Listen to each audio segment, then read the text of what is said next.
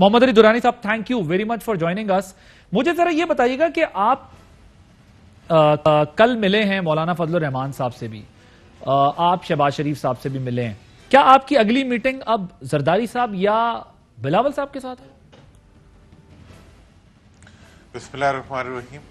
आदिल, अगली मीटिंग असल में ये जो ट्रैक 2 की जो मीटिंग होती हैं, कल की मीटिंग भी शायद आपको पता ही ना चलती, लेकिन हुआ ये कि आपके ही चैनल ने कहीं से ढूंढ निकाली, उसके बाद फिर हमें सबके सामने आना पड़ गया। ठीक। तो इसका जितनी भी मेरी कोशिश है वो ये है कि ये तमाम मीटिंग्स जो भी हों खामोशी से हों, और इनका जो एजेंडा है और इनका जो टारगेट है वो इस वक्त की जो तनाव है उसको कम करने के लिए, और इस वक्त जो डायलॉग की ज़रूरत है उसकी सिमत में बढ़ने के लिए एक ऐसा एजेंडा सेट करने के लिए जिस पे के ग्रैंड डायलॉग हो सके सामने बैठ के, ऐसा तो इसके ऊपर काम करने का एक अमल है जो जारी है, विद दिस कॉन्फिडेंस कि इंशाल्लाह हम रास्ता निकाल लेंगे। कितने फीसद आपको कामयाबी हुई है अब तक इस ट्रैक 2 डायलॉग को कामयाब बनाने के? देखिए, ट्रैक 2 डायलॉग को कामयाब बनाने में एक तो मुझे दो बहुत ही गैर मामूली कामयाबियां नजर आ रही हैं।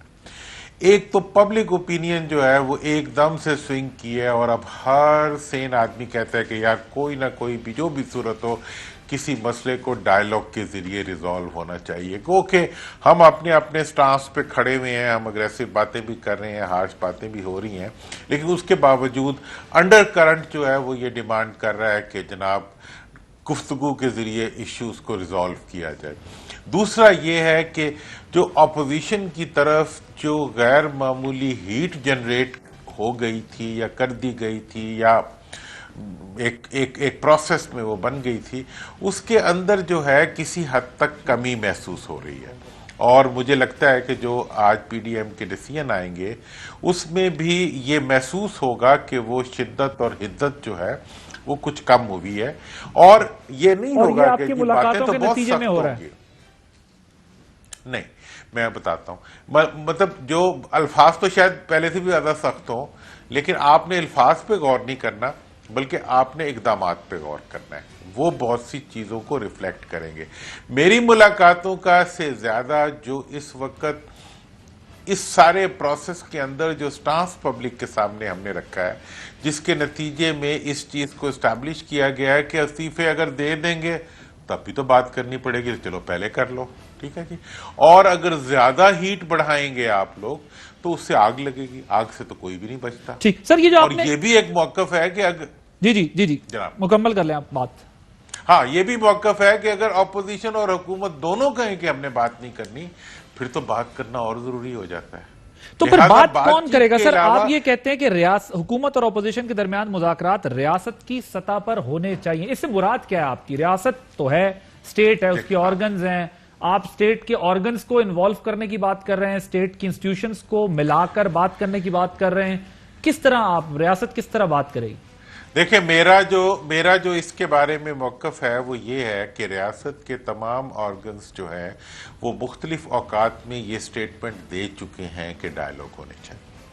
अदलिया हो, इसके वकला हो, इस्टेब्लिशमेंट हो, सबकी तरफ से मुख्तलिफ औकात में, हत्ता कि जो बड़े बड़े सियासतदान हैं वो भी खुद कह चुके हैं कि जनाब डायलॉग से मसले को आगे बढ़ाना। इस्टेब्लिशमेंट ने किस वक्त कहा कि डायलॉग होना चाहिए?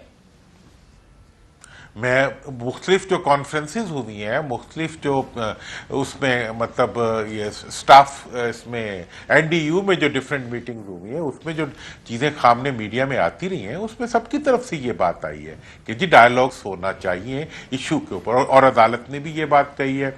इसके बाद बहुत से इंटेलेक्चुअल्स हैं जिन्होंने इस बात को प्रोपोगेट किया है, हत्ता के वकला ने इस चीज को जो है प्रोपोगेट आप ये कह रहे हैं कि इसमें तो आपने जो है वो उन तमाम के बयानात की रोशनी में ये फैसला किया है, या आपके पास कोई मैंडेट या कोई सपोर्ट है जिसकी बेस के ऊपर आप जो है वो उसको उन्हें इंश्योर करा सकें कि जो चीजें जो बात होगी ट्रैक 2 में उस पर इंप्लीमेंट भी होगा? क्योंकि वजीर आजम तो कहते हैं ये एनआरओ मांग रहे हैं वो मैं दूंगा नहीं, इसके अलावा कोई बात करनी है तो आ जाए। देखिए, ट्रैक 2 में से जो मैं निकालना चाह रहा हूं वो आप देखें। ट्रैक 2 से हम ये निकालना चाह रहे हैं कि इसमें से एक ऐसा एजेंडा निकल आए जिस पे सब लोग बैठने के लिए तैयार हो जाए। जिस दिन वो एजेंडा निकल आएगा उसके लिए तमाम एश्योरेंस, अगर उसकी एक्सेप्टेंस होगी तो उसके लिए तमाम एश्योरेंसेस भी आ जाएंगी। बात इस वक्त ये है कि आपने, क्या कोई सेन आदमी ये कह सकता है कि इस वक्त का किसी ऑपोजिशन के बगैर क्या पार्लियामेंट चल सकती है? क्या किसी हुकूमत के बगैर पार्लियामेंट के तो दो पहिए होते हैं, एक हुकूमत होती है, एक ऑपोजिशन होती है। हुकूमत और ऑपोजिशन को एक दूसरे को एक्नॉलेज करके ही पार्लियामेंट को चलाना पड़ता है, और इस वक्त पब्लिक नहीं चाहती कि ऐसा ब्रेकडाउन हो जिसके नतीजे में पार्लियामेंट खुद नॉन फंक्शनल हो जाए। इस सारी सिचुएशन के अंदर इसके अलावा कोई रास्ता नहीं है कि डायलॉग हो, लेकिन इस वक्त अल्फाज की हिद्दत इतनी बढ़ चुकी है और रवैयों की शिद्दत इतनी बढ़ चुकी है कि वो सब चीजें जो हैं वो किसी भी ऐसी सेन सोच को पहले कदम पे जगह नहीं देती। तो लिहाजा मैंने इसके लिए यही रास्ता निकाला कि जनाब इसका तरीका यह है कि पहले मीडिया आय से बचते हुए एक होमवर्क किया जाए। जब भी हम किसी के करीब बैठते हैं, मैं ये नहीं कह रहा कि जिनसे मैं मिला हूं, मैं जिनका मिलना नहीं सामने, मैं उनके मिलने की भी बात कर रहा हूं कि जिसके पास भी मिले हैं उसके दिल में दर्द है, वो दुखा हुआ है, वो खुश नहीं है। जो लड़ रहे हैं वो लड़ने से खुश नहीं है, और जो लड़ाई का हिस्सा बने हुए हैं वो लड़ाई के मंजिल के बारे में बेखबर है। लिहाजा इस वक्त इस चीज की जरूरत बड़ी शिद्दत से महसूस हो रही है कि टकराव का तेल डालने के बजाय पानी डालने का प्रोसेस शुरू